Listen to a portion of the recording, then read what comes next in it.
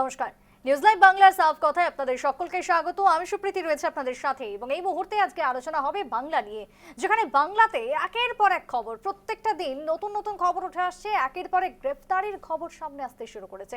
এবার সবথেকে ইন্টারেস্টিং খবর হচ্ছে টলিপাড়ায়, যেখানে টলিপাড়াতে প্রাক্তন মন্ত্রী অরূপ বিশ্বাসের ভাই সৌরভ বিশ্বাস গতকালকে রাত্রে বা বৃহস্পতিবার রাত্রে তাকে অ্যারেস্ট করা হলো, গ্রেফতার করা হলো এবং বেশ কিছু অভিযোগ, একদিকে তোলাবাজি, অন্যদিকে খুনের চেষ্টা, অস্ত্র আইনের মামলা থেকে শুরু করে শ্লীলতাহানি, একাধিক অভিযোগে জর্জরিত এই সৌরভ বিশ্বাস, যাকে ইতিমধ্যেই আটক করেছে পুলিশ।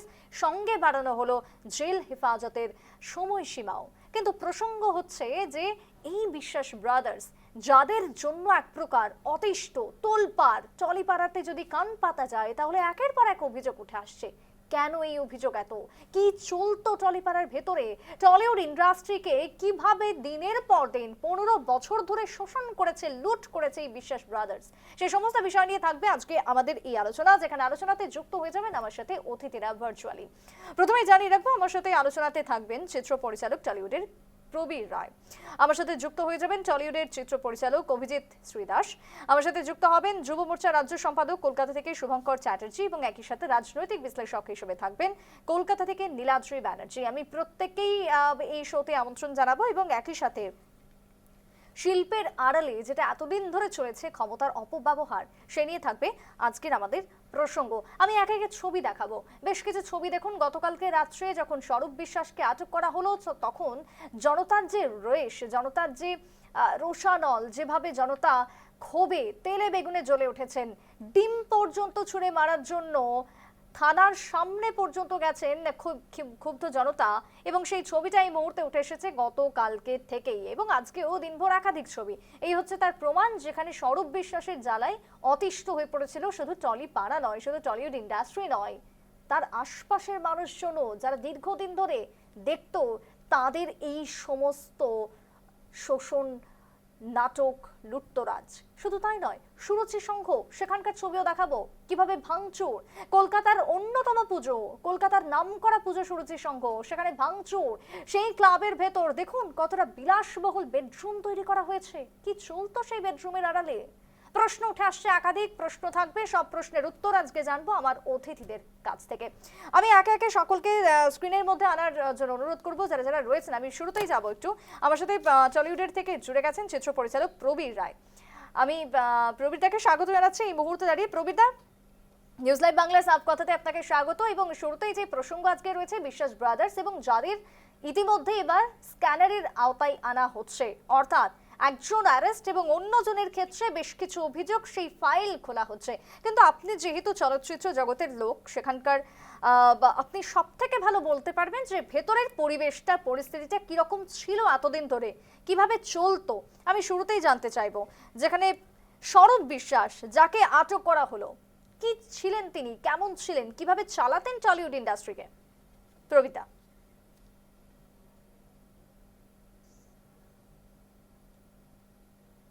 প্রবীরদা শুনতে পাচ্ছেন?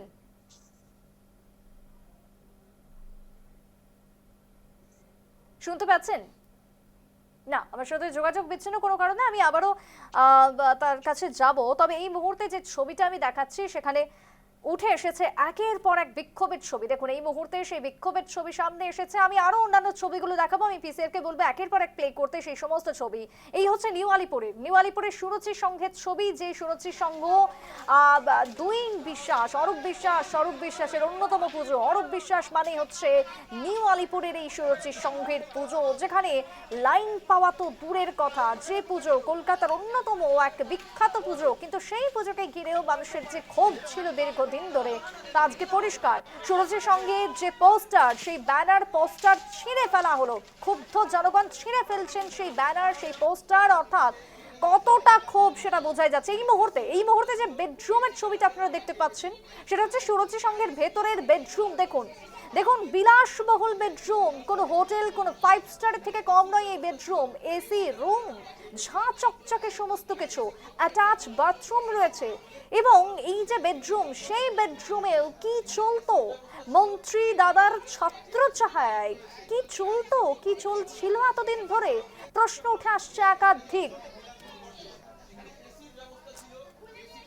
এই মুহূর্তে দাঁড়িয়ে দেখাচ্ছে সেই ছবি, যেখানে টলিউডের ছবিটা আপনারা দেখতেই পাচ্ছেন। একদিকে গতকালকে সৌরভ বিশ্বাসকে আটক করার সেই ছবি, পুলিশ নিয়ে যাচ্ছে তাকে থানাতে, এবং নিয়ে যাবার সময় তাকে আটকের খবর উঠে আসতেই টলিউড ইন্ডাস্ট্রিতে যেন একেবারে একচিলতে হাসি খুশির ছবিটা। অন্যদিকে দাঁড়িয়ে রাস্তাতে মানুষজন ভিড় জমিয়েছেন থানার ঠিক সামনে, তারা পচা ডিম নিয়ে হাজির হয়েছেন তাকে ছুঁড়ে মারবেন বলে। সব মিলিয়ে দেখাই যাচ্ছে এক প্রকার যে বাংলা জুড়ে সংস্কারের কাজ শুরু হয়ে গেছে, এবং সেই ছবিটা টলিপাড়াতেও পরিলক্ষিত। টলিউডেও সংস্কারের কাজ একেবারে শুরু, এবং সেই সংস্কারের কাজ যে শুরু করে দিয়েছেন নতুন সরকার আসার পর থেকে। আর কোনো তোলাবাজি কোনো জায়গা থেকে তো চলবে না, কোনো খুনের চেষ্টা, কোনো অস্ত্র আইন, কোনো শ্লীলতাহানি, কোনো কিছুই যে বরদাস্ত হবে না, সেটা এক প্রকার পরিষ্কার হয়ে গেছে টলিপাড়া থেকে। আমি একটু চাইবো আমার যারা গেস্টরা রয়েছেন আজকে তাদের প্রত্যেককে একটু কানেক্ট করতে এবং স্ক্রিনে আনতে আমি বলবো একটু। এই মুহূর্তে স্ক্রিনে রয়েছেন আমার সাথে জুড়ে গেছেন তিনজন। আমি একটু শুরুতেই যেহেতু প্রবীরদার কাছে গিয়েছিলাম, তিনি শুনতে পাচ্ছেন না, আমি তাই যাবো অভিজিৎদার কাছে। অভিজিৎ শ্রী দাস টলিউডের আরেক চিত্র পরিচালক এই মুহূর্তে জুড়ে গেছেন। অভিজিৎ দা শুনতে পাচ্ছেন? অভিজিৎ দা শুনতে পাচ্ছেন? না, এই মুহূর্তে অভিজিৎ দাও শুনতে পাচ্ছেন না। আমি একটু নীলাদ্রিদার কাছে যাব। নীলাদ্রিদা শুনতে পাচ্ছেন? হ্যাঁ, শুনতে পাচ্ছি। নীলাদ্রিদা, এই ক্ষেত্রে দাঁড়িয়ে এই যে সংস্কারের কাজ শুরু হয়ে গেল, ঠিক যেমনটা বলছিলাম, আক্ষরিক অর্থে সেই সংস্কারের কাজ শুরু, এবং বিশ্বাস ব্রাদার্স যারা এতদিন ধরে যে ধরনের দাদাগিরি চালিয়েছে, আজকে সৌরভ বিশ্বাস গতকালকে গ্রেফতারের পর কি মনে হচ্ছে? না, বাংলা একটা প্রবাদ আছে জানেন তো, বিশ্বাসে মিলায় বস্তু তর্কে বহুদূর। সেই বিশ্বাসের উপর মানুষের বিশ্বাস কিন্তু একেবারে টলে গেছে। জনমানসে মনে করা হচ্ছে অরূপ বিশ্বাস এবং সৌরভ বিশ্বাস কার্যত এই ফিল্ম ইন্ডাস্ট্রিতে একটা সিন্ডিকেট চালিয়েছেন। এবং সুরুচি সংঘ, যেটা কলকাতার সবচেয়ে জনপ্রিয় পুজোগুলির মধ্যে একটি, ভিড়ের দিক থেকে দেখলে সেখানেও যেভাবে বেডরুম পাওয়া যাচ্ছে, বিলাসবহুল বেডরুম, আলমারি, শাড়ি, মানুষের মনে প্রশ্ন উঠছে দুর্গা প্রতিমাকে সামনে রেখে, পুজোকে সামনে রেখে পেছনে কি চলতো। এই সবকে কেন্দ্র করে একটা তীব্র জনরোষ তৈরি হচ্ছে। স্বরূপ বিশ্বাসের বিরুদ্ধে দুর্নীতি এবং শ্লীলতাহানির অভিযোগে তাকে গ্রেপ্তার করা হয়েছে। অরূপ বিশ্বাস মেসি কাণ্ডে জড়িয়েছিলেন। লিওনেল মেসি, তিনি যখন কলকাতায় এসেছিলেন, 4টি শহরে তিনি গেছিলেন, বাকি 3টি শহরে সুষ্ঠুভাবে অনুষ্ঠান হয়েছিল, কিন্তু অরূপ বিশ্বাসের হস্তক্ষেপের ফলে কলকাতার অনুষ্ঠানটা পণ্ড হয়ে যায়। এবং সেখানে দেখা যায় অরূপ বিশ্বাস কার্যত মেসিকে জড়িয়ে ধরছেন, কার্যত তাকে নিগ্রহ করছেন। তার জন্য মেসিও মাঠ ছেড়ে চলে যান, তারপর একটা জনরোষের আকার নেয় ব্যাপারটা। সুতরাং সেটা নিয়ে মানুষের ক্ষোভ ছিল। এখন যে দুর্নীতিগুলো সামনে আসছে অরূপ এবং স্বরূপ, এই দুই ভাইয়ের, এবং যে শ্লীলতাহানির অভিযোগ, বেডরুম পাওয়া, এগুলো সামনে আসছে, এটা কিন্তু জনমানসে একটা তীব্র জনরোষের সৃষ্টি করছে তৃণমূল কংগ্রেসের প্রতি এবং এই বিশ্বাস ভাইদের প্রতি। একদমই। এবং শিল্পের আড়ালে এক প্রকার বলা যায় যে ক্ষমতার অপব্যবহার চলছিল এতটা দিন ধরে, এবং আজকের দিনে মানুষজন মুখ খুলতে শুরু করেছেন, এত দিন ধরে করেননি। সেটা কি তাহলে শুধুমাত্র ভয় এবং ভয়ের বশে চুপ থাকা? না না, একেবারেই। এক সময় শোনা যেত টালিগঞ্জ ফিল্ম ইন্ডাস্ট্রিতে অরূপ এবং স্বরূপের আশীর্বাদ না থাকলে কেউ কাজ পেত না। বহু শিল্পী আছেন যারা বামপন্থী শিল্পী, যারা প্রো বিজেপি শিল্পী, তারা কোনো কাজ পাননি দীর্ঘদিন ধরে। রুদ্রনীল বিজেপির এমএলএ, তিনি কাজ পাননি। আরো বামপন্থী প্রচুর শিল্পী আছেন, তারা কাজ পাননি। শ্রীলেখা মিত্র কাজ পাননি, আজকে দেখলাম সোশ্যাল মিডিয়ায় লিখেছেন। বহু শিল্পী কাজ পান। অর্থাৎ অরূপ এবং স্বরূপের যদি কেউ শরণাপন্ন না হতো, তারা কাজ পাওয়া ডিফিকাল্ট হতো, এবং এই চিত্র তারকাদের তৃণমূলের জন্য প্রচারে যেতে হতো বাধ্য হয়ে। অর্থাৎ তাদের একমাত্র বাধ্য করে প্রচারে ব্যবহার করতো তৃণমূল কংগ্রেস, এবং তার থেকে ভোটে ফায়দা পেত। সুতরাং এই দুর্নীতিটা শুধু কাজ পাওয়ার মধ্যে সীমাবদ্ধ ছিল না, এটা রাজনৈতিক ক্ষেত্রে প্রসারিত হয়েছিল। বহু চিত্র তারকাকে বাধ্য করা হয়েছিল, এখন শোনা যাচ্ছে নির্বাচনে দাঁড়াতে তৃণমূলের প্রতিনিধি হিসেবে। যেহেতু তৃণমূলের যারা প্রতিনিধি, তাদের প্রতি মানুষের আস্থা ছিল না, চিত্র তারকাদের সামনে রেখে তৃণমূল ভোটে জিততে চাইত। আপনারা দেখেছেন কিভাবে, আমি কারো নাম নিচ্ছি না, একের পর এক চিত্র তারকা তৃণমূলের হয়ে দাঁড়িয়েছেন, জিতেছেন। তারা এখন শোনা যাচ্ছে অনেকেই বাধ্য হচ্ছেন প্রচারে যেতে এবং দাঁড়াতে। একটা ভয়ঙ্কর পরিস্থিতি ছিল, যেখানে একটি রাজনৈতিক দল অরূপ এবং স্বরূপকে সামনে রেখে টলিউড ইন্ডাস্ট্রিটাকে নিয়ন্ত্রণ করার চেষ্টা করেছিল, এবং এক সময় সিনেমা হলগুলোকে বলা হয়েছিল বাংলা ছবি রাতে চালাতেই হবে সন্ধ্যার শোতে, অথচ বাংলা ছবির দর্শক নেই। তার ফলে কি হচ্ছিল, যে এই যে সিনেমা ব্যবসাটাই কার্যত উঠে যাওয়ার উপক্রম হয়েছিল, কারণ ছবি যারা বানাচ্ছিলেন তারাও হচ্ছেন এই অরূপ এবং স্বরূপের চটিচাটা, যে হুম শব্দটা এখন শোনা যাচ্ছে। হুম সিনেমা যারা বানাচ্ছেন চটিচাটা, যারা অভিনয় করছেন চটিচাটা, এই পরিস্থিতিতে দাঁড়িয়ে ভালো ছবি তৈরি হওয়া সম্ভব ছিল না। আগে যে ধরনের ছবি হতো, এবং এই গত 15 বছর যে ধরনের বাংলা ছবি হয়েছে, অনেক ক্ষেত্রেই দক্ষিণী ছবির অন্ধ অনুকরণে, মানে অক্ষম অনুকরণে দক্ষিণী ছবি অনেক ভালো হয়, এই ছবিগুলো তৈরি হয়েছে, যার সাথে বাঙালির সংস্কৃতি, বাঙালির ইমোশনাল যে আকর্ষণ, তার মধ্যে কোনো সম্পর্ক নেই। অর্থাৎ বামপন্থী আমাদের আর যাই হোক, চলচ্চিত্রের মানটা ভালো ছিল, সেটাকে সম্পূর্ণভাবে নষ্ট করে দেওয়া হয়েছিল গত 15 বছরে। বাংলার সংস্কৃতিটাকে নষ্ট করার পাশাপাশি চলচ্চিত্রটাকে নষ্ট করেছিল, এবং এর পেছনে অরূপ এবং স্বরূপের একটা বড় অবদান ছিল। একদমই তাই। আমি একটু শুভঙ্করদার কাছে যাব। শুভঙ্করদা, এই যে টাকা দিলে কাজ মিলবে এমনই একটা তৈরি হয়ে গেছিল টলিউডের অন্দরে, এবং সেই জায়গাতে দাঁড়িয়ে আপনারা আসার পর যেভাবে সংস্কারের কাজটা শুরু করেছেন, কিভাবে বলবেন বা কি দেখছেন আপনারা? শুভঙ্করদা। করা হয়েছিল কি কি রিজনে, সেটা হলো একটা মার্ডার কনস্পিরেসি, একটা হলো এক্সটর্শন, হুম একটা হলো সেক্সুয়াল হ্যারাসমেন্ট। এই বিশ্বাস এন্ড কোম্পানি টালিগঞ্জ ইন্ডাস্ট্রিকে পুরো শেষ করে রেখে দিয়েছিল। নরেন্দ্র মোদী, যশস্বী প্রধানমন্ত্রী নরেন্দ্র মোদী জবে থেকে বলেছেন যে ভয় আউট ভরসা ইন, তখন যখন দেখেছেন আমাদের মানুষ স্বতঃস্ফূর্ত ভাবে আমাদেরকে ভোট দিয়ে জিতিয়েছেন, আমাদের টালিগঞ্জ এরিয়ায় জিতেছেন, এবং প্রত্যেকটা জায়গায় আমরা যখন বিজেপি জিতেছি, এরপর থেকে বাংলায় আমরা সংস্করণ শুরু করেছি।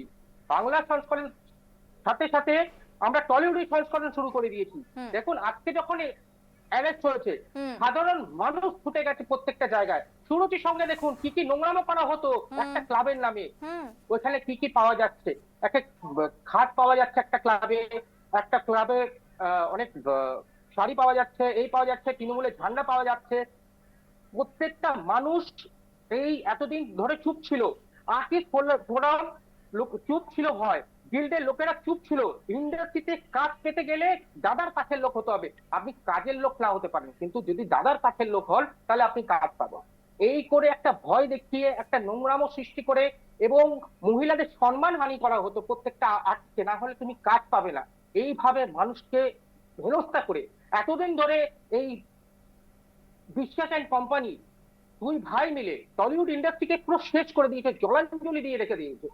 আজকে মানুষ স্বতঃস্ফূর্ত ভাবে নিঃশ্বাস নিতে পারছে, গিল্ডের লোক আগিয়ে আসছে, এবং তাদের যা যা অভিযোগ আমাদেরকে জানাচ্ছে। একটা বাইরের প্রডিউসার এই বাংলায় ঢুকতে পারতো না, একটা বাইরের কোনো ফিল্ম এই বাংলায় চালানো হতো না, প্রত্যেকটা স্বরূপ বিশ্বাসের পারমিশন নেওয়া ছাড়া।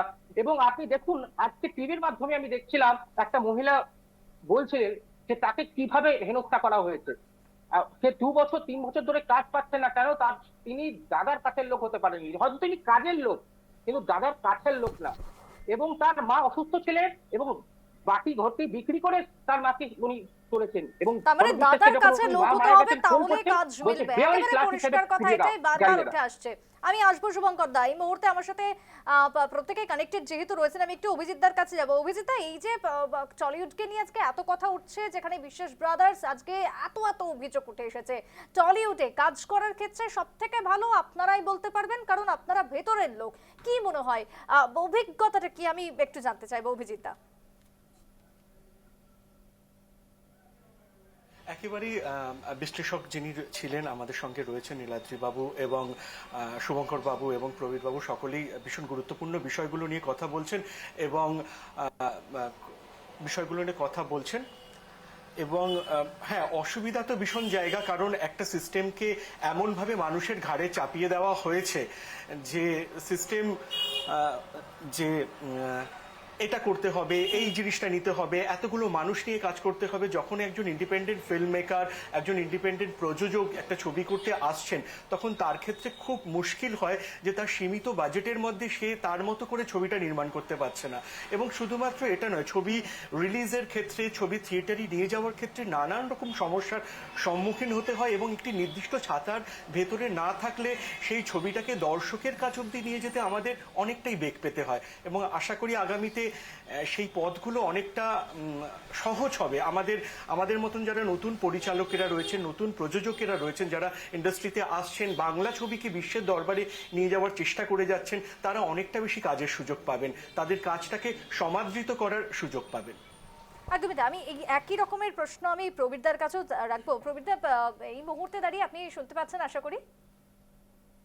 হ্যাঁ প্রবীরদা, এই যে বিশ্বাস ব্রাদার্স, যে কথা বারবার আমরা শুরু থেকে বলে আসছি, এবং শিল্পের আড়ালে এক প্রকার বলা হচ্ছে যে ক্ষমতার অপব্যবহার তারা এতদিন ধরে করে এসেছেন, এবং আপনারাই সব থেকে সেক্ষেত্রে ভেতরের লোক, আপনাদের থেকে ভালো অভিজ্ঞতা এই মুহূর্তে আর কারোর কাছে নেই। যেমনটা অভিজিৎদা বলছিল ঠিক একই রকমের। আপনার কি প্রতিক্রিয়া থাকবে? সবচেয়ে আগে আমি সবাইকে নমস্কার, শুভেচ্ছা জানাচ্ছি। আপনাদের এখানে আসতে পেরে আমার খুব ভালো লাগছে আজকে। দেখুন, আমি যখন প্রথম ফিল্ম ইন্ডাস্ট্রি আসি, আজ থেকে প্রায় 40-45 বছর আগে, তখন কোনো রাজনৈতিক দল ইন্ডাস্ট্রি কন্ট্রোল করতো না। সিপিএম এখানে করে গেছে, কংগ্রেস করে গেছে রাজত্ব, কিন্তু তারা ইন্ডাস্ট্রিটাকে কন্ট্রোল করতো না। এই প্রথম দেখলাম তৃণমূলের সময় একটা, এই স্বরূপ বিশ্বাস, এর ফিল্ম সম্বন্ধে কোনো অভিজ্ঞতা নেই, কিচ্ছু নেই, ও একটা অ্যাসিস্ট্যান্ট ডিরেক্টরে কার্ড তৈরি করেছিল একজনকে দিয়ে, আমাদের অ্যাসিস্ট্যান্ট সেক্রেটারি ছিল অলোক বলে, তাকে দিয়ে কার্ডটা তৈরি করেছিল। পরে সে আস্তে আস্তে ঢুকে মাথায় উঠে গেল, এবং যেহেতু ওদের পাওয়ার ছিল, ওদের ক্ষমতা, ওদের মন্ত্রিত্ব ছিল, সরকার ছিল, সবাই ওদের চেলাতে শুরু করলো, ভাবলো যে করলে হয়তো কাজ পাবো। এবং মেম্বার কাউকে করতো না। মেম্বার করার জন্য যেখানে 500 টাকা মেম্বার করতে লাগে, সেখানে 10,000 টাকা, 20,000 টাকা, 30,000 টাকা এরকম করে নেওয়া হতো। তাছাড়াও যারা অভিনয় করতে আসতো, স্পেশালি মহিলারা, তাদের উল্টো পাল্টা অফারও করা হতো নানা রকম। তা আমি যখন আমার লাস্ট 3টে ছবি করি, অগ্নিমন্থন বলে ছবিটা, তখন আমার প্রোডাকশন ম্যানেজার আমাকে এসে বললো, প্রবীরদা, তুমি তো আমার প্রোডাকশনে 2জনকে নিয়েছো, তোমাকে আরো 2জন নিতে হবে। তাহলে আমার তো আরো 2জন দরকার নেই, আমি কেন নেবো? বলো না, তাহলে সর্বদা বলেছে আপনার শুটিং বন্ধ করে দেবে। আমার আশ্চর্য ব্যাপার, আমার প্রয়োজন নিয়ে আমাকে জোর করে নিতে হবে লোক? বলে হ্যাঁ। তো শুধু সেই ছবিটা না, তারপর মেকআপ থেকে, মেকআপ ডিপার্টমেন্টে আমাদের বিজেপির একটা আমরা গিল্ড তৈরি করেছিলাম তখন। তখন বিজেপি গিল্ডে একটা মেকআপ ম্যান ছিল, বিদিশা বলে, মেকআপ লেডি। তো তাকে আমি নিয়েছিলাম, যেহেতু আমাদের নিজেদের গিল্ড ওটা। তখন আমাকে মেকআপ গিল্ডের মালাকার আমাকে ফোন করে বললো, আপনি যদি চেঞ্জ না করেন, আমরা আপনার শুটিং বন্ধ করে দেবো। তাহলে ঠিক আছে, আপনার যদি ক্ষমতা থাকে আপনি এসে বন্ধ করবেন। প্রোডাকশন ম্যানেজারের হাসান বলে, অ্যাসিস্ট্যান্ট প্রোডাকশন ম্যানেজার, সে আমাকে গিল্ড থেকে ফোন করে বলছে, আপনাকে আরো 2জন প্রোডাকশন ম্যানেজার নিতে হবে, তাহলে আমার শুটিং বন্ধ করবো। এইভাবে তো কাজ করা যায় না। তার মানে একটা শুধু উনি নয়, মানে ওনার সাথে জড়িত আরো অনেকে রয়েছে, এবং অন্য প্রত্যেকটা ক্ষেত্রে যে অভিযোগগুলো উঠে আসছে যে ওনার যারা ছত্রছায়ায় রয়েছে তাদেরকে নিয়েই কাজটা করাতে হবে। একদম একদম। এবং শুধু শুধু তাই না, আজকেই একটা চ্যানেলে দেখাচ্ছিল যে এই স্বরূপ বিশ্বাস আর অরূপ বিশ্বাসের যে পুজো আছে, সুরুচি সংঘ হয় এখানে নিবারিপুরে, ওখানে নাকি বেডরুম পাওয়া গেছে, দেখালো টিভিতে। বেডরুম, লাক্সারিয়াস বেডরুম, এবং অনেক উল্টোপাল্টা জিনিস ওখানে পাওয়া গেছে। এই তো হচ্ছে আমাদের এখানে এই সরকার, তৃণমূল সরকার। এরা কি উন্নতি করবে রাজ্যে, আর কি করবে সমাজে? একদমই তাই। এবং কি উন্নতি করবে সেটা তো আমরা দেখতেই পাচ্ছি। একদিকে সুরেন্দ্রনাথ কলেজ হোক বা সুরুচি সংঘের এই ক্লাব হোক, প্রত্যেকটা জায়গাতে এক একটা বিলাসবহুল বেডরুম, এবং সেই বেডরুমে কি চলতো সেটা আর বলার অপেক্ষা রাখে না। বেডরুমের ছবি দেখার পর আমি আসবোই আলোচনাতে। একদম। অরূপ বিশ্বাস এবং স্বরূপ বিশ্বাস দুজনকে নিয়ে আলোচনা। তবে মূল মোদ্দা কথা হচ্ছে স্বরূপ বিশ্বাস, যাকে ইতিমধ্যেই আটক করা হয়েছে, এবং 18 দিনের তাকে জেল হাজতের যে হেফাজত তা বাড়ানো হয়েছে। তবে অন্যদিকে টলিগঞ্জের Federation of Cine Technicians and Workers of Eastern ইন্ডিয়ার সভাপতি ছিলেন এই স্বরূপ বিশ্বাস। কিভাবে তিনি পৌঁছালেন এতটা দূর পর্যন্ত, কোন হাত ছিল, শুধুই কি অরূপ বিশ্বাস নাকি আরো কিছু? আমি একটু যাবো আবারও নীলাদ্রিদার কাছে। নীলাদ্রিদা, এই যে দাদার ভরসাতেই কি এতগুলো দাদাগিরি, নাকি আরো অন্য কেউ বেরিয়ে আসবে একের পর এক যদি সুতোয় টান দেওয়া হয়? দাদাগিরি স্পষ্ট করেই বলছি। অরূপ বিশ্বাসের সাথে অভিষেক বন্দ্যোপাধ্যায়, যিনি মমতা বন্দ্যোপাধ্যায়ের ভাইপো, তার একটা বিরোধ ছিল দলের মধ্যে। কারণ মমতা বন্দ্যোপাধ্যায়ের খুব কাছের মানুষ ছিলেন অরূপ বিশ্বাস। অরূপ বিশ্বাসের কাজটা কি ছিল? অরূপ বিশ্বাস বিভিন্ন চিত্র তারকাদের তৃণমূলের প্রচারে নিয়ে আসতেন এবং তৃণমূলের হতে নির্বাচনে প্রয়োজন হলে দাঁড়াতে বাধ্য করতেন এবং তৃণমূলের হয়ে বিভিন্ন রকম অনুষ্ঠানে তাদের নিয়ে যেতেন। এই চিত্রতারকাদের সামনে রাখা মমতা বন্দ্যোপাধ্যায়ের রাজনীতির একটা অঙ্গ ছিল। কারণ চিত্রতারকাদের মানুষ সিনেমায় দেখছে, সিরিয়ালে দেখছে, তার ফলে কি হচ্ছে, টিভি তারকারা ছিল, তার ফলে তাদের প্রতি একটা আকর্ষণ তৈরি হয়। আপনি যদি 21শে জুলাই তৃণমূলের র্যালি দেখেন, সেখানে প্রচুর চিত্রতারকার ভিড়, সামনে থাকতো, পেছনে থাকতেন অনেক নেতা। এবং এই নীলাদ্রিদা, কাজ আজকের দিনে প্রশ্ন হচ্ছে যে এই সমস্ত তারকাগুলো আজকে গেল কোথায়? কর্পূরের থেকেও মনে হয় তাড়াতাড়ি উবে গেল সবাই। না না, এখন যে তারকারা অরূপ এবং স্বরূপের সাথে সহযোগ করে কাজ করতো না, হুম। তাদের কাজ মিলতো না। অর্থাৎ যতই প্রতিভাবান হন না কেন, তারা কিন্তু কাজ পেতেন না। শ্রীলেখা মিত্র যথেষ্ট নামকরা অভিনেত্রী, তিনি আজ সোশ্যাল মিডিয়ায় দেখছিলাম লিখেছেন তিনি বামপন্থী আদর্শের দিক থেকে, তিনি কাজ পেতেন না যেহেতু তিনি কম্প্রোমাইজ করেননি এখানে। আরো অনেকে কাজ পান। অনিক দত্ত বলে একজন পরিচালক কিছুদিন আগে আত্মহত্যা করেছেন।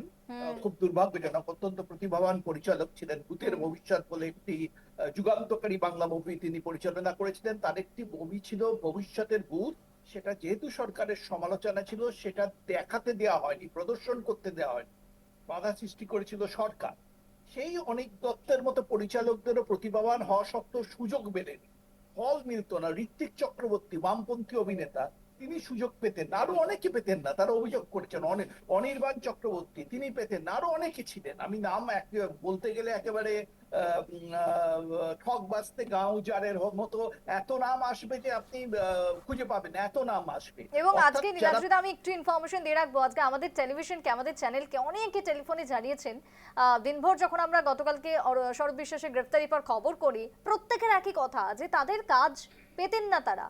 দীর্ঘদিন ধরে তাদেরকে বসিয়ে রাখা হতো, কোনোভাবেই কাজ দেওয়া হতো না। অনেক অভিনেতা অভিনেত্রী রয়েছেন। বৃদ্ধি বন্দ্যোপাধ্যায় প্রখ্যাত রবীন্দ্রসঙ্গীত শিল্পী অমূল্য গান করেন, হুম। তিনি মিডিয়ার সামনে মুখ খুলেছেন যে তিনি কম্প্রোমাইজ করেননি বলে তিনি কাজ পেতেন না। তো এরকম প্রচুর অভিযোগ আছে, হাজার হাজার অভিযোগ আছে। তাদের শুধু রাজনৈতিক কাজে ব্যবহার করেনি, তাদের যৌনভাবে তাদের এক্সপ্লয়েট করার চেষ্টাও করা হয়েছে। যারা এক্সপ্লয়েটেড হয়েছেন অনেক সময় তারা কাজ পেয়েছেন, যারা এক্সপ্লয়েটেড হননি কাজ পাননি। এরকম কথাও ইন্ডাস্ট্রিতে কান পাতলে শোনা যায়। একটা ভয়ঙ্কর পরিস্থিতি ইন্ডাস্ট্রির মধ্যে, কার্যত একটা মাফিয়া ইন্ডাস্ট্রির মতো টলিউড ইন্ডাস্ট্রিটা চলতো।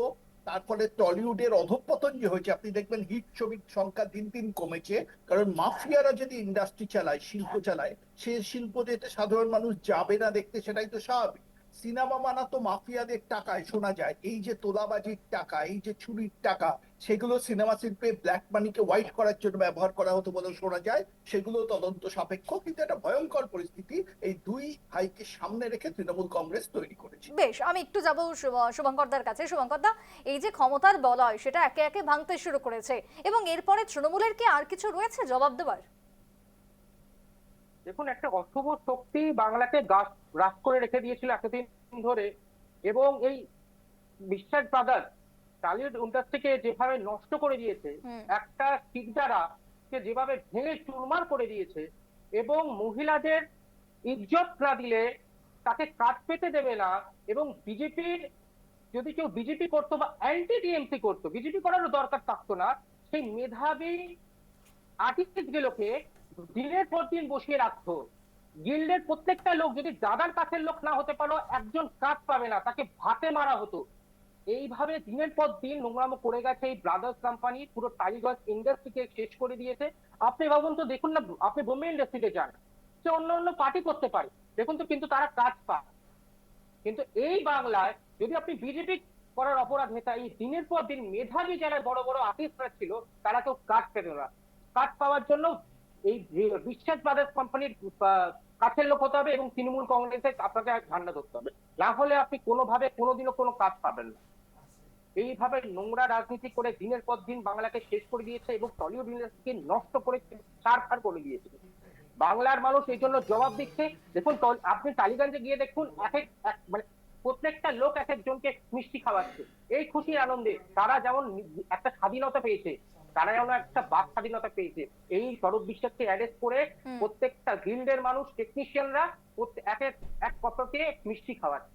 একদমই তাই, একদমই তাই। সেই ছবিটা আমরা ধরা পড়েছে, আমরা দেখেছি সেই ছবিও। আমি আবার একটু যাবো অভিজিৎদার কাছে। অভিজিৎদা, টলিউডকে যে এতদিন তৃণমূল ব্যবহার করেছে, রাজনীতির আঙিনাতে ব্যবহার হয়েছে টলিউড, একাধিকবার সেই অভিযোগ, সেই ছবিটা উঠে এসেছে।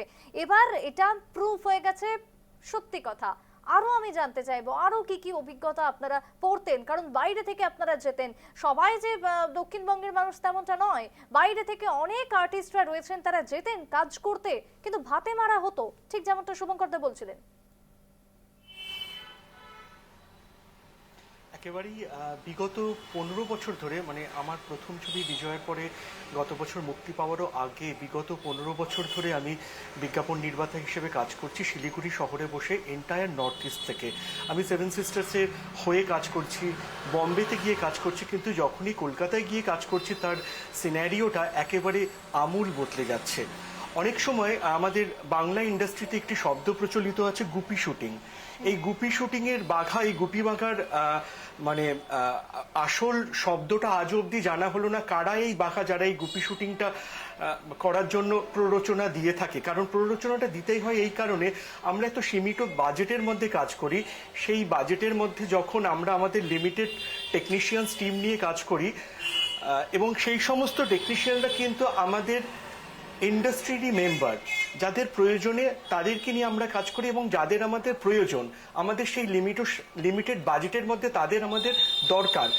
কিন্তু সেই শুটিং মাঝে মধ্যে আমি অনেকবার সম্মুখীন হয়েছি যে মাঝপথে বন্ধ করে দেওয়া হয়। এমনও হয়েছে যে 6 ঘন্টা 12 ঘন্টা ধরে শুটিং বন্ধ হয়ে আছে একটা নির্দিষ্ট টাকার বিনিময়ে, সেটা দফা রফা হয় এবং তারপরে শুটিং শুরু হয়। এমন নানান অভিজ্ঞতা আমার নিজের বিজ্ঞাপন চলচ্চিত্র করতে গিয়ে আমার সম্মুখীন হতে হয়েছে। এবং পরবর্তীতে যখন সিনেমা করতে এসেছি, একজন পরিচালক, নতুন পরিচালক, তিনি একজন প্রযোজককে খুঁজে বের করবেন, তারপরে তার প্রজেক্টটিকে গ্রাউন্ডে নিয়ে যাবেন, ফ্লোরে নিয়ে যাবেন, এবং সেখানে তার বাজেট প্রতিদিন বাড়তে থাকবে, কারণ সে যে নির্দিষ্ট পরিমাণ টেকনিশিয়ান চেয়েছে তার অধিক পরিমাণ নিতে হচ্ছে। এবং দেখা যায় ফ্লোরে যাদেরকে নেওয়া হয়েছে তাদের অধিকাংশই হয়তো স্যালারিড হিসেবে কাজ করছে, যাদের হয়তো ফ্লোরে আমার শুটিংয়ে তাদের কোনো কাজ নেই, কিন্তু বাধ্য হয়ে তাদের আমায় নিতে হয়েছে।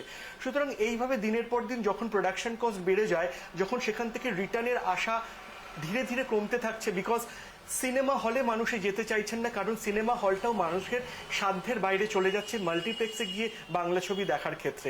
অথচ সেই ছবি সিঙ্গেল স্ক্রিনে, নন্দনে, রাধা স্টুডিওতে হাউসফুল হয়ে চলছে, কিন্তু সেই ছবি, একই ছবি সিনারিও মাল্টিপ্লেক্সে দেখা যাচ্ছে যে দর্শক সমাগম হচ্ছে না। সুতরাং আমার মনে হয় সর্বস্তরে সব দিক থেকেই একটা আমূল পরিবর্তন, একটা রিফর্মেশনের দরকার। যেমন আমাদের টালিগঞ্জ ইন্ডাস্ট্রির এই সমস্ত কলাকুশলী নিয়ে যারা আমরা স্বপ্ন দেখি, যারা আমাদের পরবর্তী প্রজন্ম যারা আসবেন ভাবছেন, যারা সিনেমাকে তাদের জীবনে একটা অঙ্গ করে নেবেন, তারা যদি তাদের পরিবারের মানুষেরা যদি দেখেন যে মানুষ এইভাবে হানাহানি করছে, তারা হয়তো অদূর ভবিষ্যতে এই শিল্পটা নিয়ে ভাববেন না। অথচ এই বাংলাতেই পথের পাঁচালীর মতো ছবি হয়েছে, যেটা পশ্চিমবঙ্গ সরকার গ্র্যান্ট করেছে। সুতরাং আমরা সেই দিনগুলোর দিকে তাকিয়ে রয়েছি যখন আমরা এইভাবে আরো অনেক বাংলা ছবিকে সরকারি সহায়তায় আরো বিশ্বের দরবারে নিয়ে যেতে পারবো। আমরা সেই দিনগুলোর জন্য অপেক্ষা করছি। নিশ্চয়ই নিশ্চয়ই, যেভাবে পরিবর্তন আসছে, সংস্কারের কাজ শুরু হয়েছে, তার মানে নিশ্চয়ই বাংলা ছবির ক্ষেত্রেও যে একটা পরিবর্তন আসবে, টলিউডের ক্ষেত্রেও আসবে, সেটা আমরা আশা করতেই পারি। আমি একটু প্রবীরদার কাছে যাব। প্রবীরদা, আপনি অনেক প্রবীণ একজন, টলিউডের ক্ষেত্রে দীর্ঘদিনের অভিজ্ঞতা রয়েছে, এই ইন্ডাস্ট্রির সাথে যুক্ত আপনি। এই যে এত যে ছড়ি ঘোরানো, টলিউডের কেউ না হয়েও তার যে এতটাই ছড়ি ঘোরানো ছিল, সেক্ষেত্রে আর কিভাবে আপনারা সমস্যায় পড়তেন এতদিন? দেখুন, সমস্যা মানে আমরা তো ইন্ডিপেন্ডেন্ট ডিরেক্টর, প্রডিউসারের ছবিতে কাজ করতাম, এবং সেইখানে খুব বেশি টাকা নিয়ে তারা আসতো না, এবং এরা হঠাৎ হঠাৎ প্রত্যেকবার 20%, 15% করে রেট বাড়িয়ে দিত। এতগুলো লোক নিতে হবে, ততগুলো লোক নিতে হবে, এগুলো তো ছিলই। একটা প্রোডাকশন ডিপার্টমেন্টে আমার 2জন লোক হলেই হয়ে যায়, সেখানে 5 জন নিতে হবে। তারা কি করবে? তারা দুপুরবেলা বসে বসে পা দোলাবে আর কাগজ পড়বে, সিগারেট খাবে। তার মানে বিশ্বাস কোম্পানির লোকেদের না করলে আপনারা যারা ছবি বানান, ছবি বানানোর স্বপ্ন দেখেন, সেই স্বপ্ন অধুরাই থেকে যাবে। হ্যাঁ, তারপরে রিলিজ তো আছে, হল তো এদের সব নিজেদের হল, সব হল রিলিজ, হল পাবেন না আপনি এদের জন্য। এই এইচবিএফ তাদের মধ্যে একজন, হল পাবেন না। আর কত ভালো অভিনেতা অভিনেত্রী কাজ পাচ্ছে না। দেখুন না, বাদশা মতো অভিনেতা কাজ পায় না, রুদ্রনীল ঘোষ গত 15 বছরে কদিন কাজ করেছে, রূপা গাঙ্গুলি কদিন কাজ করেছে, এদের এই রিভেঞ্জ ব্যাপারটা। আগেকার দিনে দেখো ছিল যখন প্রবীরদা, এই উত্তম যে কুমার, 15 বছর ধরে এই ধরনের সমস্ত কিছু চলছিল, 15টা বছর, কিন্তু তার আগে আমাদের বাংলা ইন্ডাস্ট্রি তো আজকের নয়, একেবারে সেই স্বাধীনতা বা তারও আগে থেকে চলে আসছে। সেই সময়টার কাজকর্ম কেমন হতো, আর এই 15 বছরে কতটা বদলে গেল? সেই সময়কার কাজকর্ম আমি আপনাকে বলছি। ধরো এই যে উত্তম কুমার, সৌমিত্র চট্টোপাধ্যায়, দুজনেই দুটো, একজন কংগ্রেসের মতদর্শী ছিল, একজন সিপিএম এর ছিল, কিন্তু দুজনের মধ্যে কোনো ঝগড়া ছিল না, অশান্তি ছিল না, তুমি কাজ পাবে না, আমি কাজ পাবো না, এই ব্যাপারগুলো ছিল না। আর তখন দেখুন, ডিরেক্টরও সেরকম, তখন হল তো সিঙ্গেল হলগুলো ছিল সমস্ত, তখন তো আর এই আমাদের তো মাল্টি এগুলো নেই, ছিল না। তো তা সেখানে ছবিগুলো রিলিজ হতো, পেতো সপ্তাহে, যদি ঠিক মতো টাকাটা উঠতো, একটা সার্টেন অ্যামাউন্ট ছিল, উঠে ছবি চলতো, না হলে ছবি তুলে দেওয়া হতো। কিন্তু এই জিনিসগুলো ছিল না, জোর করে বন্ধ করে দেওয়া, এক সপ্তাহ ছবি চলবে, তার জন্য এতগুলো টাকা দিতে হবে গ্যারেন্টি, না হলে ছবি তুলে দিল, সেই টাকা যদি না ওঠে। এইটা তো এইটা তো ছবি ছবি চালানোর কোনো সম্ভব না। ফেডারেশন ঠিক আছে, ফেডারেশন থাকা দরকার, ঠিক আছে, কিন্তু ঠিক মতো ফেডারেশন থাকা প্রয়োজন আছে। এখন আবার যেটা ফেডারেশন একদম ফেডারেশন তুলে দেবো, সেটাও ঠিক না। একটা একটা কন্ট্রোলের দরকার আছে সেই ফেডারেশন। জায়গাতে আমার প্রবিতা আরেকটা প্রশ্ন, যে ইতিমধ্যেই আমরা বিধায়িকা পাপিয়া অধিকারীর একটি বক্তব্য শুনেছিলাম, তিনি জানাচ্ছিলেন যে দিল্লির ইস্টার্ন ইন্ডিয়া মোশন পিকচার্স কনফেডারেশনের আওতাভুক্ত হয়ে যাবে এবার টলিউড। সেক্ষেত্রে কি আপনাদের সুবিধা হবে, ভালো হবে না? সেটা যদি হয় কেমন হবে? তালিকাভুক্ত আছে Eastern EIMPA, Eastern India Motion Picture Association, ওই কনফেডারেশন না। আচ্ছা। বম্বেতে Western India Motion Picture Association, দিল্লিতে Northern India Motion Picture Association, এগুলো প্রত্যেকটার সাথে প্রত্যেকটা কানেক্টেড। আজকে যদি আমার এখানে কার্ড থাকে, আমি বম্বেতে গিয়ে উইদাউট কার্ড কাজ করতে পারি, আমার নতুন করে কার্ড করতে হবে না। এইটা এরা হয়তো এখনো যারা ছবি নিয়ে বেশি কথা বলছে বা এ করছে, তারা হয়তো অনেকে এটাও জানে না। এটা কিন্তু যদি আজকে আমি এখানে আমার কার্ড থেকে ইএমপিতে, আমি ওখানে গিয়ে কাজ করতে পারি। আমার এখানে আর্টিস্ট ফোরামে কাজ থাকলে আমি বাইরেও আর্টিস্টে কাজ করতে পারি, তার জন্য আলাদা কার্ড লাগে না। তো সেই জন্য এইটা তুলে দেওয়াটা আমি মনে করি না একটা সেরকম লোককে রাখা দরকার। ভুলভাল লোক হলে মুশকিল, সেটা থাকা দরকার, কিন্তু হওয়া দরকার। এটা এতগুলো ফেডারেশনের গিল্ডের প্রয়োজন নেই, এতগুলো তো ফেডারেশন একটাই, গিল্ড অনেকগুলো আছে, এতগুলো গিল্ডের কোনো প্রয়োজন নেই। সেটা কমিয়ে দেওয়া দরকার, কিন্তু ফেডারেশনটা থাকা প্রয়োজন আছে। এই সুবিধাও আছে, এখান থেকে ওখানে গিয়ে কাজ করা যায়, আলাদা কাজ করতে হবে। বেশ বেশ, আমি আসবো এই আলোচনাতে, আমি আসবো। সকলে আমার সঙ্গেই রয়েছেন এই মুহূর্তে, আমি এই মুহূর্তে একটু যাব, প্রত্যেকে আপনারা সঙ্গে থাকুন। তবে এই মুহূর্তে একটি বড় খবর অসম সরকারের, যেখানে মন্ত্রিসভা সম্প্রসারণের পর আজকে প্রথম বৈঠক, প্রথম ক্যাবিনেট বৈঠক। এই মুহূর্তে একগুচ্ছ সিদ্ধান্ত নিয়েছে দ্বিতীয় হিমন্ত সরকার। কি কি বলছেন অসমের মুখ্যমন্ত্রী, কি সিদ্ধান্ত রয়েছে, আমি সরাসরি একবার দেখাবো। প্ৰতিখন আঁচনিৰ সুবিধাই অসমৰ ৰাইজে নিয়মীয়াকৈ পাব। আমাক খালি পূৰ্ণাংগ বাজেটখন পাছ হ'ব লাগে। 6 জুলাইত আমি পূৰ্ণাংগ বাজেট অধিৱেশন পাতিছোঁ। 21 দিনৰ বাজেট অধিৱেশন হ'ব আৰু পৰৱৰ্তী সময়ত আমাৰ 1 আগষ্টৰ পৰা প্ৰতিখন চৰকাৰী আঁচনিয়ে আমি নিয়মীয়াকৈ পৰিচালনা কৰিবৰ বাবে সুবিধা পাম। কেবিনেটত আজি আমাৰ এডুকেশ্যন ডিপাৰ্টমেণ্ট সংক্ৰান্তত আৰু এটা সিদ্ধান্ত হয়। এডুকেশ্যনত স্কুলসমূহত যিবিলাক চতুৰ্থ শ্ৰেণীৰ কৰ্মচাৰীয়ে কাম কৰি আছে, তৃতীয় শ্ৰেণীলৈ তেওঁলোকে প্ৰমোশ্যনৰ সুবিধা পায়। ৰুলখন নোহোৱাৰ কাৰণে সুবিধা পোৱা নাছিল, আজি আমি তাৰো ৰুলখন বনাই দিছোঁ, যাতে চতুৰ্থ শ্ৰেণীত কাম কৰি থকা কৰ্মচাৰীসকলে তৃতীয় শ্ৰেণীলৈ পদোন্নতি হোৱাৰ সুবিধা পায়। আমাৰ মূলতঃ এইখিনি আজি কেবিনেটত সিদ্ধান্ত আছিলে। আপোনালোকে যদি কিবা কথা সুধিব বিচাৰে, মই কোৱাখিনিৰ উপৰিও নিশ্চিতভাৱে আপোনালোকে মোক সুধিব পাৰিব। 7 দিন মেক্সিমাম, কাৰণ মই অকণমান চাই চিতি দিব খুজিছোঁ যাতে খৰখেদা নহয়, গতিকে মই 7 দিন সময় ল'ম। আৰু যদি চোৱাটো বা চিন্তাটো আগতীয়াকৈ হৈ যায়, আগতীয়াকৈ দি দিম, কিন্তু মেক্সিমাম 7 ডেজ বুলি ধৰি থৈ দিওঁ। কিন্তু গাৰ্জেন মন্ত্ৰীখিনি আমি কালিয়ে দি দিম, যাতে মন্ত্ৰীসকলে কালিৰ পৰাই নিজৰ নিজৰ কামত নামি যাব পাৰে।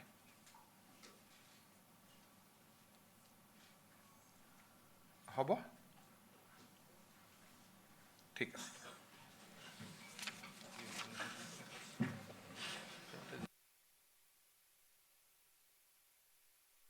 সরে গেছিলাম যেখানে অসমের মুখ্যমন্ত্রী ডক্টর হিমন্ত বিশ্ব শর্মা ক্যাবিনেট বৈঠক করলেন, প্রথমবার বেশ কিছু সিদ্ধান্ত নিয়েছে। আমি একটু নীলাদ্রিদার কাছে যাব। নীলাদ্রিদা, এই যে প্রযোজক বা যারা সংস্থাগুলো রয়েছেন তাদের সাথে ইম্পারও কি তাহলে কোনো কোথাও গিয়ে কোনো যোগাযোগ মিলে যাচ্ছে? কারণ কদিন আগে আমরা দেখলাম সেখানেও একটা নাটক মঞ্চস্থ হয়ে গেল ইম্পাকে নিয়েও।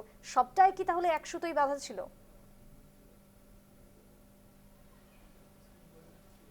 আমি একটু সাউন্ড দিতে বলবো, নীলাদ্রিদার কোনো আওয়াজ এই মুহূর্তে আসছে না। নীলাদ্রিদা শুনতে পাচ্ছেন? আমি শুনতে পাচ্ছি, হ্যাঁ, আমার কথা শোনা যাচ্ছে? শোনা হ্যাঁ। যাচ্ছে, বলুন।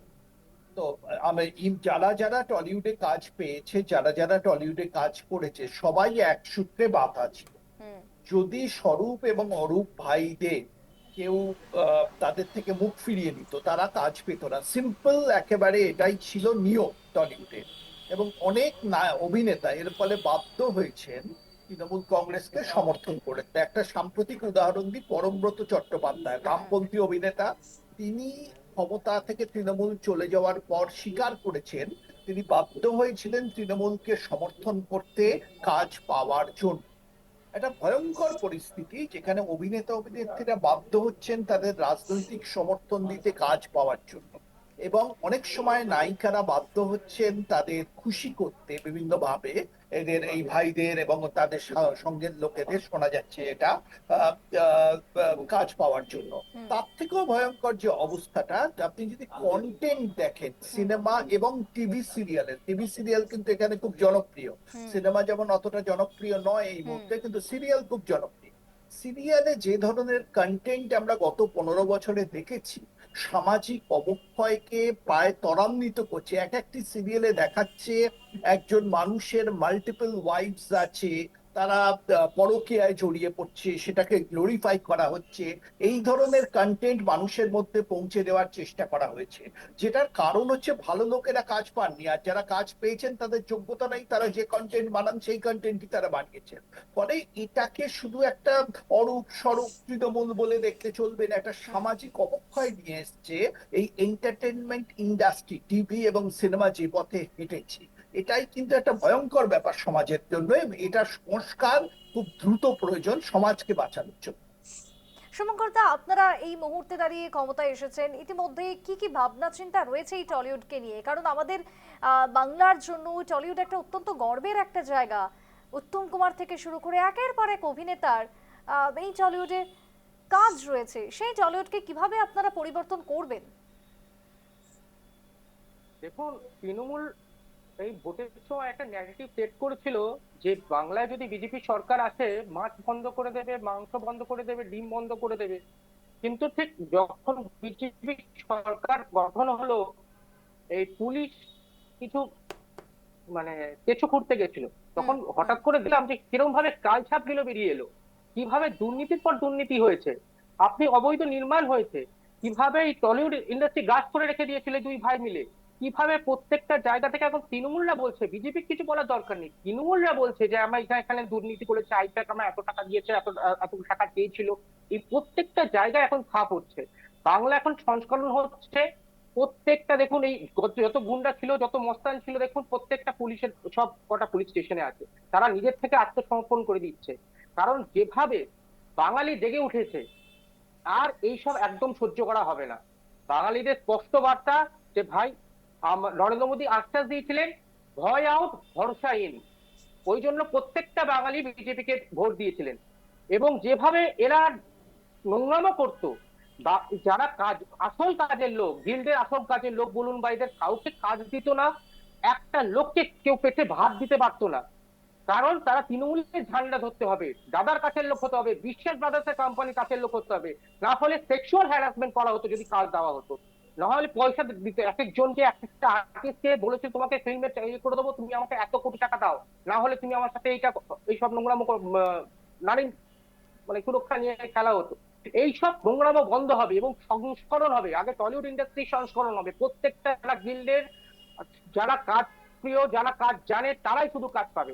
তাই জন্য আপনাকে তৃণমূল বিজেপি করতে হবে না, সিপিএম করতে হবে না, কোনো পার্টির কাজ করতে হবে না। যারা এক্স্যাক্টলি, এই সত্যি কাজের জায়গাটাতে লোক আমার তারা প্রশ্ন গিল্ডে কাজ করবে। যে যেখানে শিল্পের জায়গা, যেখানে অভিনয় করতে মানুষজন আসে, সেখানে রাজনীতি কেন? কিছুক্ষণ আগে অভিজিৎ দাও বলছিলেন যে অভিজিৎ দা আপনি বম্বে বা অন্যান্য জায়গাতেও কাজ করেছেন, অভিজ্ঞতা রয়েছে, নর্থ ইস্ট আপনার অভিজ্ঞতা রয়েছে, সেখানেও কোনো এরকম ইন্ডাস্ট্রি কি দেখেছেন আপনি, বা আপনার কোনো অভিজ্ঞতা রয়েছে যেখানে এভাবে রাজনীতি ঢুকে গেছে, যেটা সব থেকে বেশি আমাদের টলিউডে রয়েছে? আমি আপনাকে কিছুক্ষণ আগেই বললাম, আপনি বোম্বে ইন্ডাস্ট্রিতে যান, আপনি সাউথ ইন্ডাস্ট্রিতে যান, কোন জায়গায় এরকম ভাবে রাজনীতিকরণ হয় যেভাবে এই টলিউড আমি একটু ইন্ডাস্ট্রি সাউন্ড অন করতে বলবো প্রত্যেকে। ঠিক। প্রত্যেকটা জায়গায় রাজনীতিকরণ। আপনি দেখুন অবৈধ নির্মাণ থেকে শুরু করে যেভাবে প্রত্যেকটা সুরেন্দ্রনাথ কলেজে কিভাবে নোংরামো চলছে। এটা কি বাংলার সংস্কৃতি? এটা বাঙালির মর্যাদা? একটা কলেজকে ওয়েও বানিয়ে দিয়েছে। আপনি আজকে সুরুচি সংগত দেখছেন, একটা ওয়ে হয়ে গেছে। এইভাবে নোংরা ভাবে বাঙালিকে মানে চোখের আড়ালে করে এইভাবে অবৈধভাবে নোংরামো করানো হতো। এবং প্রত্যেকটা জায়গায় এখন যখন বিজেপি এসছে, প্রত্যেকটা জায়গায় সংস্করণ হবে। একদম, আমি একটু এবং অভিজিৎ যারা দার কাছে যাব। নোংরামো করতো তারা সব জেলের ভাত খাবে, এইটুকু জি। আপনাকে আশ্বাস দিয়ে না। অভিজিৎ দা। হ্যাঁ, যে বিষয়টা বলছিলাম, আপনি প্রশ্ন করলেন যে বাংলা ইন্ডাস্ট্রির বাইরে গিয়ে যখন কোথাও কাজ করছি, সেক্ষেত্রে দেখুন বম্বে থেকে আমি বহুবার কাজ করেছি। মানে রিসেন্টলি আমি সোনাক্ষী সিনহা, মৌসুমী চ্যাটার্জির সঙ্গে বম্বে গিয়ে কাজ করেছি। আজ পর্যন্ত বম্বে গিয়ে জানতে পারলাম যে গিল্ড কারা গিল্ডকে রান করে এবং কিভাবে চলে।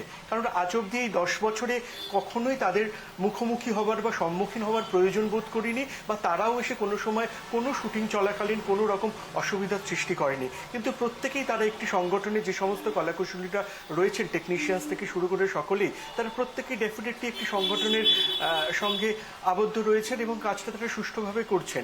ঠিক সেইভাবেই আমি গুয়াহাটিতে গিয়ে বহুবার কাজ করেছি সেভেন সিস্টার্সে। সেখানেও একটা সুন্দর সুষ্ঠু ফিল্ম ইন্ডাস্ট্রি রয়েছে এবং সেখানেও যথেষ্ট দক্ষ টেকনিশিয়ানসরা রয়েছে যাদের সঙ্গে আমি কাজ করেছি।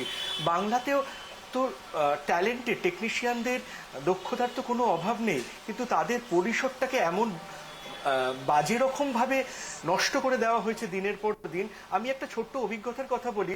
সিনেমা রিলিজের পরের কি অভিজ্ঞতা আমার। নন্দনে আমার ছবি 6ষ্ঠ সপ্তাহ হাউসফুল চলছে। নন্দন 1-এ আমরা জায়গা পাইনি, কারণ সেই সময় একজন বিখ্যাত মানুষের ছবি চলছিলেন, যিনি তৎকালীন সরকারের বিশেষ পদেও রয়েছেন, অভিনেতা, এবং তার ছবি দীর্ঘদিন ধরে চলছে। তার সেই সময় যদি আমাদের ছবিও রিলিজ হয়েছে কিছুদিন পর এবং সেটি 6ষ্ঠ উইক হাউসফুল চলছে, আমরা প্রতিদিন সেখানে গিয়ে দরবার করছি সেখানকার অ্যাডমিনিস্ট্রেশনে যে আমাদের ছবি হাউসফুল চলছে, আমরা কেন প্রাইম টাইমে নন্দন 1-এ শো পাচ্ছি না। আমাদের আনঅফিসিয়ালি বলা হয়েছিল, অভিজিৎ বাবু আপনি এত চিৎকার করছেন কেন, আপনার তো কোনো রেকমেন্ডেশন নেই। তো এইগুলো আমাদের সমস্যার সম্মুখীন হতে হয়। পরবর্তীতেও যখন রেকমেন্ডেশন বলতে কার লাগতো? অভিজিৎ দার সেক্ষেত্রেও কি এই সৌরভ বিশ্বাসেরই একটা সই ভ্যালু ছিল? দরকার প্রয়োজন পড়ে, সেটি কোন বিশ্বাসের সইয়ের ভ্যালিডেশন আমি ঠিক বলবো না, কিন্তু আমি তো সিনেমা করতে এসেছি, আমি তো নেতা নেত্রীদের সঙ্গে আমার সুবিধার জন্য বন্ধুত্ব করতে আসিনি। আমি সিনেমা করতে এসেছি দর্শকের জন্য। আমার কাছে মোদ্দা কথা, আমার ছবি দর্শক দেখতে আসবে এবং তারাই ছবিটাকে সাকসেস করবে। একদমই তাই। প্রবীরদা, এই যে অভিজ্ঞতা আজকে অভিজিৎদের শেয়ার করছেন, যে যদি স্ক্রিন শেয়ার করতে হতো, যদি কোনো সিনেমা হলের প্রয়োজন হতো, সেক্ষেত্রেও যে খুব ইজিলি সবটা পাওয়া যেত তেমনটা নয়, সবকিছুতেই রেকমেন্ডেশন।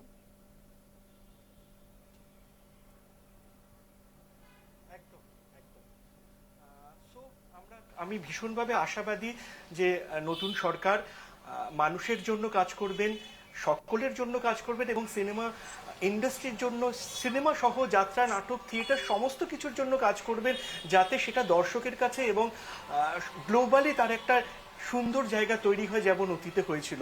আমার খুব দুঃখ লাগে যখন দর্শকরা কোনো অভিনেতা অভিনেত্রীকে তাদের মতো করে তাদের রিয়াকশনসগুলো জানাচ্ছেন, ভালো মন্দ। যে অভিনেতা অভিনেত্রীদের আমরা সেলিব্রেট করি, যে পরিচালকদের আমরা সেলিব্রেট করি, যে ফিল্ম ইন্ডাস্ট্রিকে আমরা সেলিব্রেট করি, তাদের সব সময় একটা কদর্যতার মধ্য দিয়ে দর্শক এনজয় করছে, এন্টারটেইন করছে, কখনো সেটাই তাদের এন্টারটেনমেন্টের মূল জায়গা হয়ে যাচ্ছে। সেটা খুব শিগগিরই থেমে গিয়ে কাজটাকে সম্মুখে আনা উচিত, যে কাজটার জন্য আমরা গর্বিত হচ্ছি বা গর্বিত হওয়ার চেষ্টা করে যাচ্ছি। একদমই তাই। প্রবীরদার থেকে আমি একটু উত্তর নেবো। প্রবীরদা। আমি দেখুন এবছর উত্তম কুমারের 100 বছর, হুম।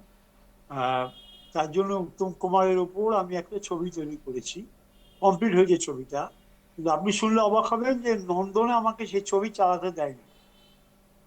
আহ, মানে আমি ওদের অনেক রিকোয়েস্ট করেছিলাম, চিঠি দিয়ে দিয়ে ওরা বললো না আমরা এটা চালাতে দেবো না। কারণ কি, আপনার কি ছবিটা খারাপ হয়েছে? বললো না সেটা না, আমাদের এটা কমিটি থেকে এটাকে অ্যাপ্রুভ করেনি। আল্লাহ, নন্দনে যদি উত্তম কুমারের উপর ছবি চালাতে না দেওয়া হয়, সত্যজিতের উপর ছবি চালাতে না দেওয়া হয়, তাই কাজের ছবি চলবে ওখানে? তো এই যে একটা রিভেঞ্জ, একটা ভীষণ প্রতিহিংসার ব্যাপার আছে এই সরকারের, এইটা একটা খুব খারাপ জিনিস। তবে আমরা খুব আশাবাদী যে এটা খুব শিগগিরই এগুলো চলে যাবে। কেননা আমি মনে আছে আমরা যখন বিজেপির গিল্ড করেছিলাম, তখন জর্জ বেকার ছিলেন প্রেসিডেন্ট আর আমি ছিলাম ভাইস প্রেসিডেন্ট। হুম। সেই সময় শ্রমিক ভট্টাচার্য ছিলেন একমাত্র এমএলএ বিজেপি। উনি তখন আমাকে বলেছিলেন যে আপনারা এটা করছেন, এই যে হল পাওয়ার ব্যাপারটা আপনি আমাকে লিখিত দিন, আমি অ্যাসেম্বলিতে কথাটা তুলবো। এই যে সদ ইচ্ছেটা ওনার ছিল, এবং এখনো শুভেন্দু বাবুর মধ্যে সেই ইচ্ছাটা আছে। উনি ভীষণভাবে ইন্টারেস্টেড নাটক সিনেমা ব্যাপারে। প্রবীরদা আমরা আরো আশাবাদী। অভিযোগ করতো যে শিল্পীদের সাথে নাকি প্রযোজকদের যে সম্পর্ক সেটাকে নষ্ট করা হতো এবং সম্পূর্ণ ইচ্ছাকৃতভাবে। এটা কি সত্যি? সেটা খুবই সত্যি। এটা এটা আর আমি আর বললাম না। তবে আমরা এবার অপেক্ষা করছি যে এবার সব মুখ খোলা শুরু করবে। একজন দুজন খুলেছে, এবার পরপর মুখ খোলা শুরু হবে। হুম। এবং সেটা প্রয়োজন, ভীষণভাবে প্রয়োজন। কি মনে হচ্ছে অনেক যারা অনেক প্রকৃত অত্যাচার হচ্ছে। ট্যালেন্টেড, যারা সত্যিকারের নিশ্চয়ই শিল্পী, তারা কি এবার তাহলে কাজ নিশ্চয়ই পাবে? রাস্তা খুললো তাহলে? নিশ্চয়ই নিশ্চয়ই এইখানে এই সরকার ওই জিনিস করবে না যে আমাকে তুমি না এ করলে আমি তোমায় কাজ দেবো না, এটা করবে না ওরা। এটাকে সুস্থভাবে আনা হবে। কেন, রুদ্রনীল আছে, রূপা আছে, এরা তো এই প্রফেশনেরই লোক। সেই জন্য এদের দ্বারা ঠিক জিনিস হবে বলে আমার মনে হয়। একদম আমি খুব আশাবাদী। নীলাদ্রিদা, টলিউড কি এবার তাহলে রাজনীতি মুক্ত হবে? কি মনে হয়? কথা বলতে চাই। দেখুন, টলিউডে তৃণমূল আসার আগে হুম। এই ধরনের রাজনীতি কখনো দেখা যায়নি। উত্তম কুমার, সৌমিত্র বাবুর সময়কে যদি আমরা ছেড়েও দিই, পরবর্তী সময়েও এটা দেখা যায়নি। এর উত্থান হয়েছে এই ধরনের রাজনীতি তৃণমূলের উত্থানের সাথে সাথে, কারণ মমতা বন্দ্যোপাধ্যায়ের রাজনীতির একটা মডেল ছিল এই চলচ্চিত্র শিল্পীদের এবং সিরিয়ালের শিল্পীদের প্রচারের কাজে ব্যবহার করা। তাদের ব্যবহার করার জন্যই অরূপ এবং স্বরূপের মতো ফ্রন্টম্যানের দরকার হয়েছিল, যারা নিজেরাও দুর্নীতিতে জড়িয়ে পড়েছিল, কারণ এটাই তার রাজনৈতিক মডেল ছিল। এটা প্রয়োজন হয়েছিল কারণ তৃণমূলের কোনো আদর্শ ছিল না। বিজেপির হিন্দুত্বের আদর্শ আছে, সিপিএম এর কমিউনিজমের আদর্শ আছে, কংগ্রেসের গান্ধীবাদ নেহেরুবাদের আদর্শ ছিল, কিন্তু তৃণমূলের কোনো আদর্শ ছিল না। তাদের এই সেলিব্রিটি ফেসকে সামনে রাখাটা খুব প্রয়োজন ছিল। হুম। এই দলটি যখন সরে যাচ্ছে বাংলার রাজনৈতিক প্রেক্ষাপট থেকে, কার্যত কর্পূরের মতো উবে যাচ্ছে, তখন আমি আশা করতে পারি এই রাজনীতিও সরে যাবে। চলচ্চিত্রে ভালো চলচ্চিত্র যার চাহিদা আছে, সেই চলচ্চিত্র সমাদৃত হবে, হল পাবে, দেখানোর সুযোগ আসবে অনেক ক্ষেত্রে। এটাই স্বাভাবিক, ভালো শিল্পীরা কাজ পাবে। যেটা ছিল সেটাকে ফিরিয়ে আনাই অনেক। একদমই তাই। অভিজিৎ দা কিছু একটা বলতে চাইছিলেন। অভিজিৎ দা। আমি বলতে চাইছিলাম যে বারবারই একটা কথা আমরা বলছি যে সবাই কাজ পাবে, সেই কাজের জায়গাটার পরিসরটা বাড়বে। সবাই কাজ তখনই পাবে যখন আমরা বেশি পরিমাণে কাজ করার সুযোগ পাবো, প্রযোজকরা আসবেন। এবং সেক্ষেত্রে আমি অনুরোধ করব যারা সরকারিভাবে এই অ্যাডমিনিস্ট্রেশনে রয়েছেন, যারা পলিসি মেকার, তাদের কাছে আমি রিকোয়েস্ট করব সমস্ত কলাকুশলী, সমস্ত পরিচালক, সমস্ত প্রযোজকদের তরফ থেকে যে আমাদের রাজ্যেও একটা সাবসিডির, সিনেমা ক্ষেত্রে একটা সাবসিডির ব্যবস্থা করা হোক, উপলব্ধ করা হোক। যেমন আসামে রয়েছে, যেমন ঝাড়খণ্ডে রয়েছে, যেমন বেনারসে রয়েছে, বিভিন্ন আমাদের ভারতবর্ষের বিভিন্ন স্টেটে রয়েছে, সেভাবে আমাদের পশ্চিমবঙ্গেও সেভাবে বাংলা সিনেমাকে আরো ব্যাপ্তি বাড়ানোর জন্য একটা সাবসিডির ব্যবস্থা করা উচিত, যাতে প্রযোজকরা বাংলা সিনেমা নিয়ে কাজ করতে এগিয়ে আসবেন। আরো একটা বিষয় আমি উল্লেখ করতে চাই, বিভিন্ন আন্তর্জাতিক ওটিটি প্ল্যাটফর্মে বাংলা ছবির কোনো জায়গা নেই। আপনি যদি সর্ববৃহৎ কিছু যেগুলো প্রথম সারির প্ল্যাটফর্ম রয়েছে, সেখানে বাংলা ছবি অ্যাকিউজিশন হয় না।